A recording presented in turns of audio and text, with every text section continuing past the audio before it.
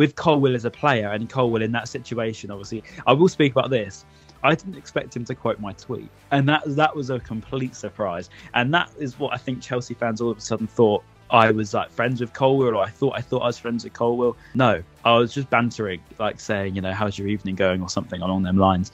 And then to my complete surprise, I see my phone going absolutely red hot, and he's quoted it, and I think it's got like 20 million views. Hello there guys, welcome back to the show. Hope you're doing well. I'm Daniel Childs, and ahead of this weekend's game against Brighton at Stamford Bridge in the Premier League, we've got a great guest to give us an opposition point of view from the Seagulls, and that is the brilliant Ryan Adsett. Ryan, thank you so much for joining me. How you doing, mate?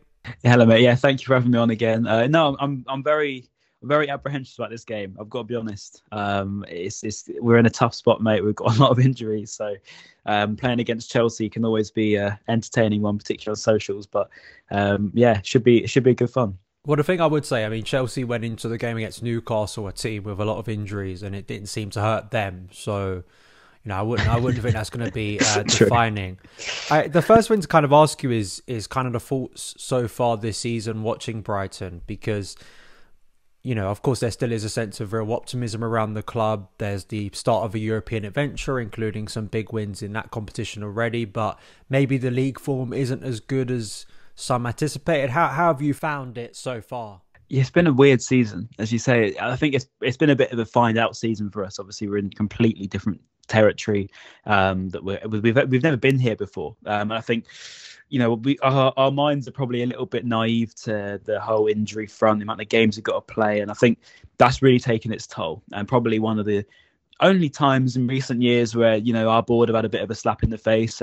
We've now got 15 injuries, whatever it is, and this is tough. We should have maybe spent a bit more in the summer, but it's easy to say in hindsight, of course. But yeah, obviously we're in a bit of a difficult spot. I think we found out a little bit this season, but I think we're getting through it. I'd say I don't think that the group we got offered, obviously in the Europa League, is far from easy, and then not to mention obviously in the league we're still in that sort of top 7 bracket. So we're still flourishing, although I think that the Premier League in general is sort of feeling a similar pain.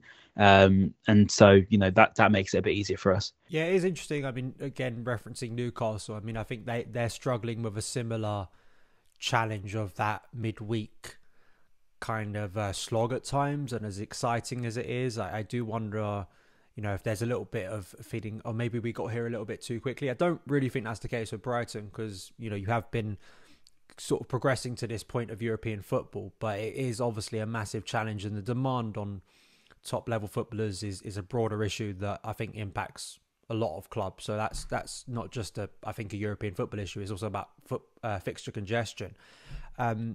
In terms of Chelsea and Brighton, I guess it still feels weird to me to call it a rivalry, because I'm not trying to sound like throw shade or anything. I don't consider it a rivalry. I think it's a series of kind of events that have happened that has kind of increased the narrative around this game. But to call it a rivalry, anything close to Spurs, to Arsenal, to Liverpool, to me it's not even close. But I understand, I can understand from a Brighton point of view why there would be a bit of animosity, even though it feels like Brighton have kind of got the better of Chelsea anyway in recent years.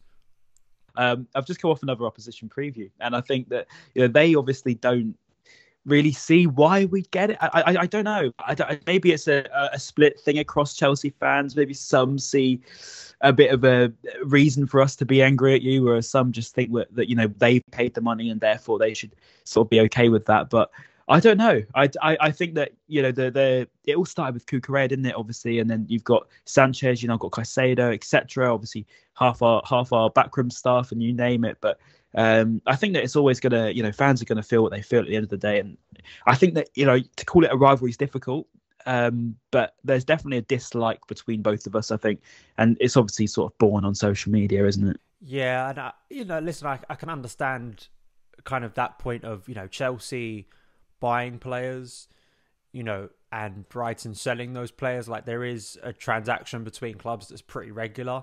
The Graham Potter one, for instance, last year, I mean, it was quite rare in Premier League football for that type of thing to happen. But if you look at, say, the Bundesliga, if you look across other European leagues, the idea of bigger clubs taking coaches from smaller clubs within that league is not exactly abnormal. It's just, I think that we that and the fact that you bring up, Cucurella had only just moved quite recently to Chelsea. It was a little bit of a coincidence. And then of course we've got Paul Winstanley, who himself is not getting a lot of praise currently from Chelsea fans. I'm not surprised about that one, to be fair. So yeah, we didn't even like him for a while here, to be honest. See, that's interesting, because it's interesting how perception works, because when he was brought in, I think there was a lot of understanding that he had kind of masterminded or been a part of the recruitment success. Is that not really accurate when you actually look a little bit deeper? I mean, Winstanley's was here since 2014, in which the club was in a completely different situation and was responsible for, a fair amount of a lot of bad transfers, a lot of bad transfers. In the moment of 2014, we were nearly getting relegated to League One, the Championship, under Sami Hyypiä, and it was actually probably the worst season to recent memory. So Winstanley came in to sort of help that. Don't get me wrong, some decent signings, but I mean, he's come from the Premier League, from the Championship, and then got promoted with us. And we've signed some pretty awful players, nearly been relegated 3 times in the Premier League. And that's not to throw shots at anyone, but I mean, our business model changed in 2019. So anything up to that was pretty bad. I give a lot of credit to Dan Ashworth in helping change it in 2019. But I think the first 2 years of the Premier League, particularly with very free hitters going into Europe, which is quite a lazy thing to do, I guess, trying to find players from Bundesliga, trying to find players from Eredivisie, and they're not really hitting. They don't really get you much further than that 15th to 14th spot, and that's about as much as you're going to get out of them. And I think that's when we changed to recruiting young players. I think that it was quite a surprising one, I think, in my opinion. Yeah, I mean, looking back at those early Premier League years for Brighton, I mean, would you say like Pascal Gross is kind of the only one who maybe still you'd kind of triumph as a win? Oh yeah. Pascal, I think, comes down to Brighton legend though, and I think that's the legend status that I think Pascal's almost given himself, is that he's gone from being, relatively pretty much unknown, isn't he, when we signed him, and then now it's like I think he's one of the top chance creators in the Premier League since he came to us, behind Kevin De Bruyne. And I think it's Mo Salah and Bruno Fernandes pretty close to him. So overall, I mean, he's different level. But yeah, you would call that a win. But again, it's of that 2017 team. I mean, Lewis Dunk's obviously come through our ranks. Solly March come through our ranks. And then if you go through the rest of it, I don't really think pretty much any of them play. I think I could be wrong, but if I'm looking through that now, Davy Propper's obviously gone. Dale Stevens is gone. Shane Duffy's gone. Marcus Sutton was awful. Gaetan Bong wasn't great. Bruno's obviously ended up managing you somehow. And then Matty Ryan's gone. So yeah, I don't really think that you could say too much for a lot of the signings he brought in when we first got promoted. In terms of players that Chelsea have bought recently, I mean, Robert Sanchez, I still think he's an improvement on Kepa Arrizabalaga, but I mean, I don't know if that's the greatest compliment, to be honest, because Kepa was kind of fundamentally bad. I mean, in terms of that keeper, for a period under Graham Potter at Brighton, Sanchez was massively praised for that style of play, and it seemed like he was a keeper that was only going to get better. I mean, it's quite weird how his stock kind of fell last season, wasn't it? Yeah, I think the Sanchez thing, I think it got really... A lot of people didn't really quite understand what happened. I think no one truly understands what happened, apart from probably Sanchez and Zerbi themselves. But I mean, fans-wise, it was a bit of a, he wasn't your third choice goalkeeper. It was only after he fell out, which wasn't quite true. He did fall out first, so he did end up getting dropped first, and then we brought in Jason Steele just because of the feet thing. I think Sanchez is quite prone to kicking it out, quite prone to these sort of flappy mistakes, and we didn't really have any competition. We hadn't signed another goalkeeper in so long.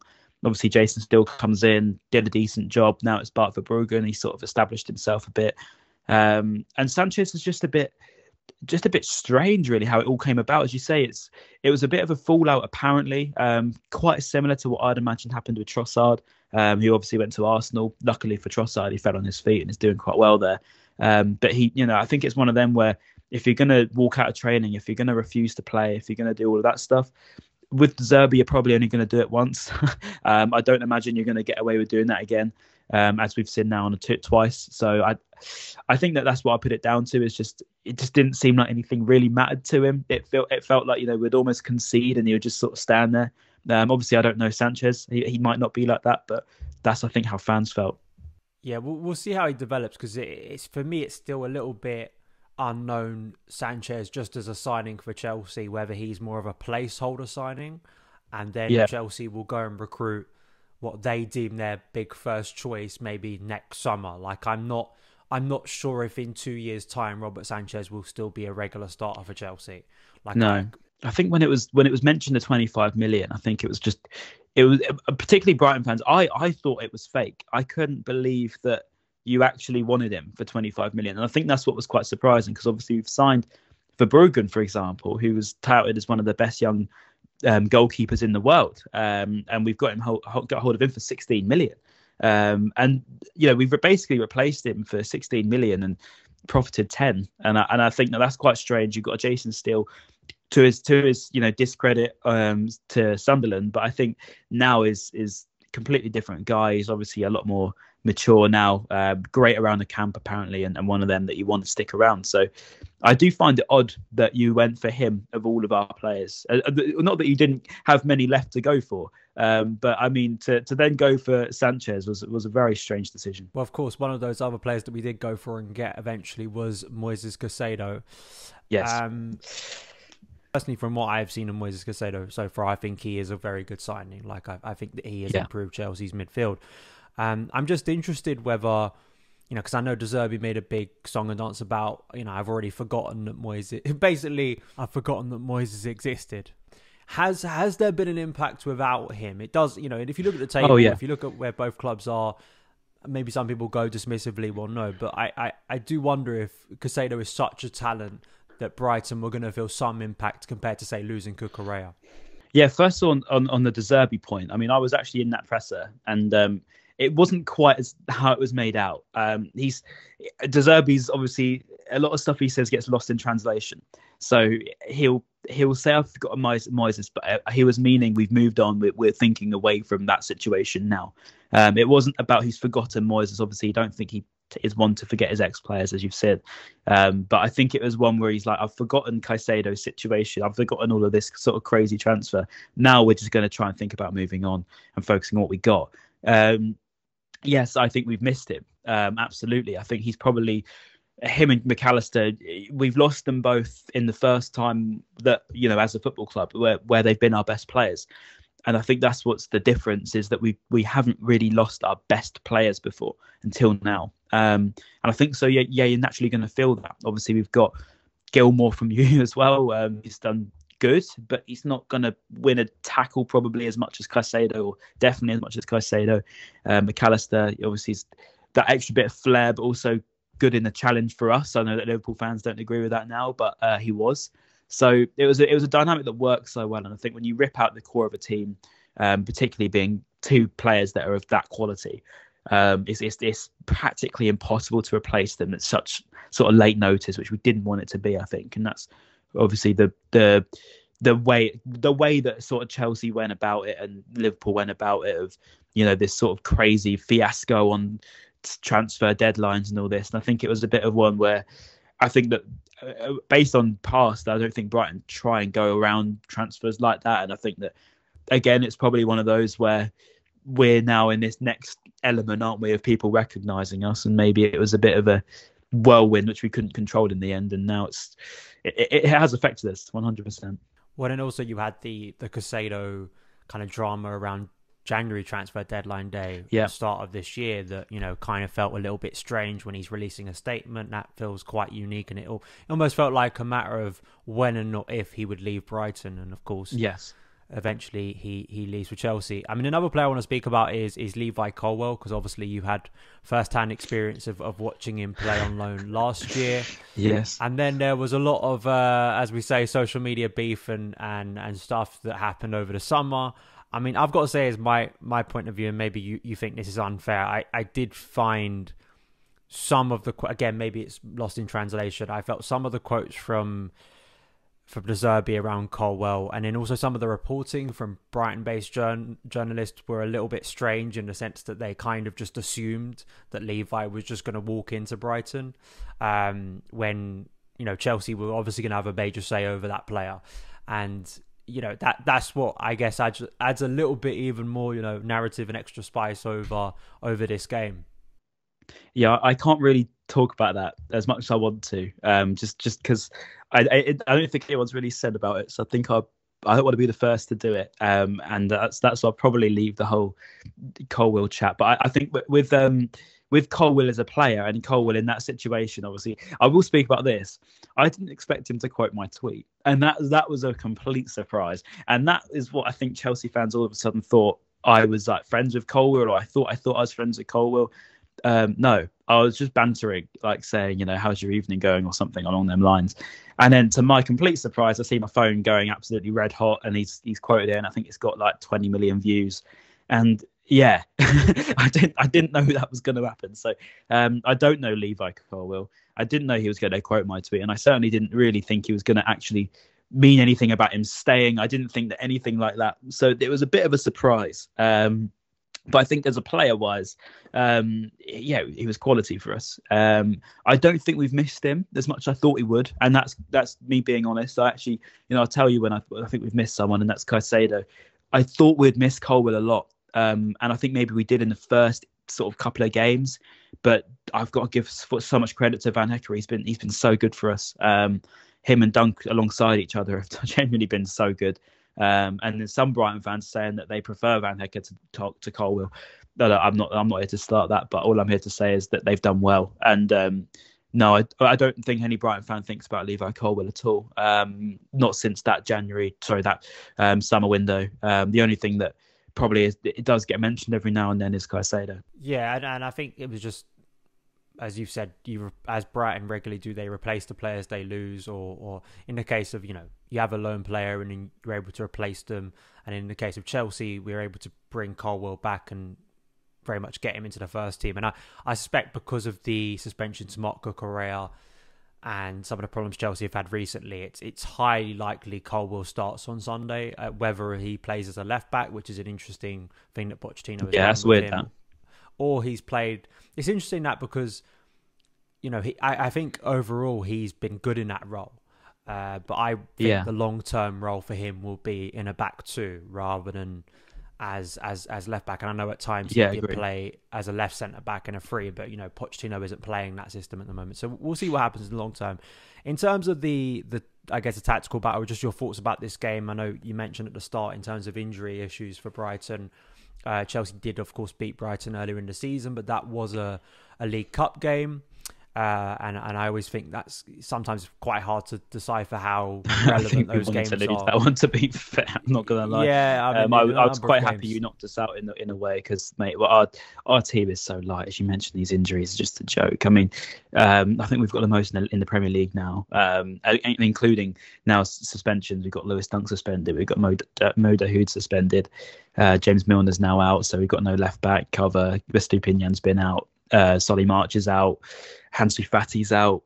Midfield is pretty much all out as well. Defence, we've got Adam Webster out. We've got Igor out, potentially last minute checks. We've got Athens to obviously play beforehand at the time of recording this. So we are as bare bones as it gets. I think at Forest we had Jack Hinselwood, who's our under 8s graduate, playing at left back, and he's a centre mid.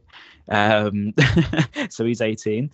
And then we've got sort of no one up front as much as we did. We've got João Pedro, and Mitoma's out as well, shall I mention. João Pedro's fit.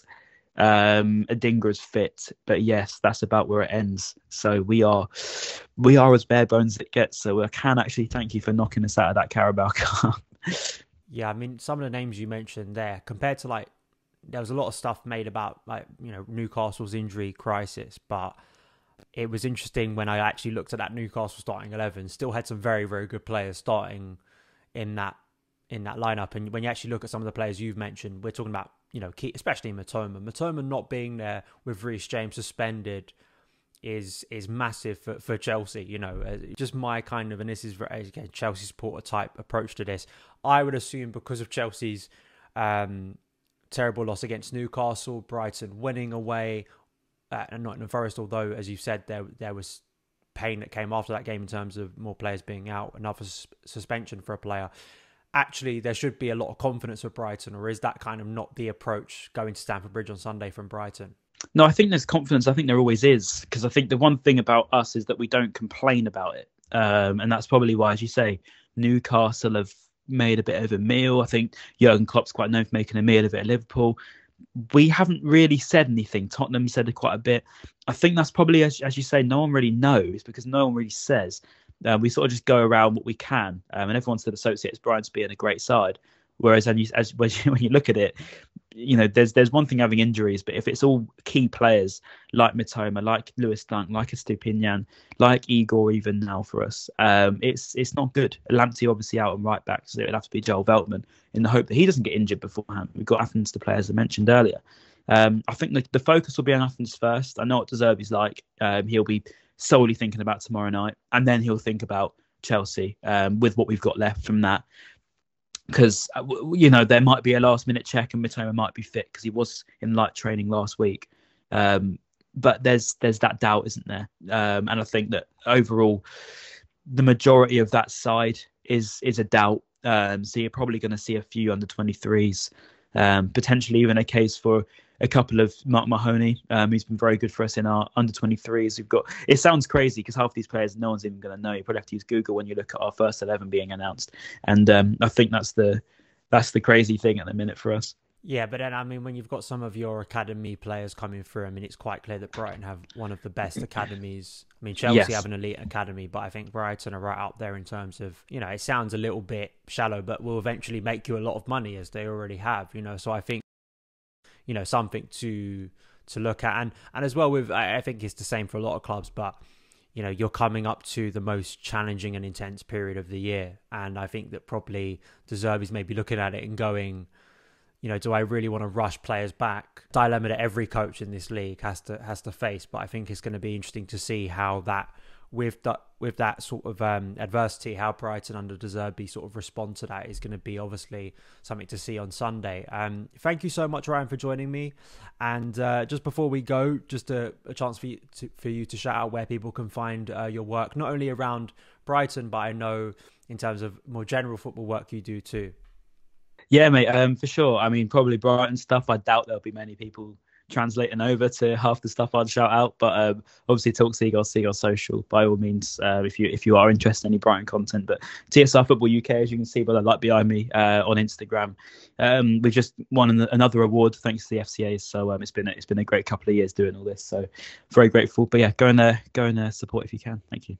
All the links to Ryan's work will be in the description box below. Thank you so much for joining me, for watching, for listening. You can follow me across the socials at SonOfChelsea, and I'll see you again very soon. All the best.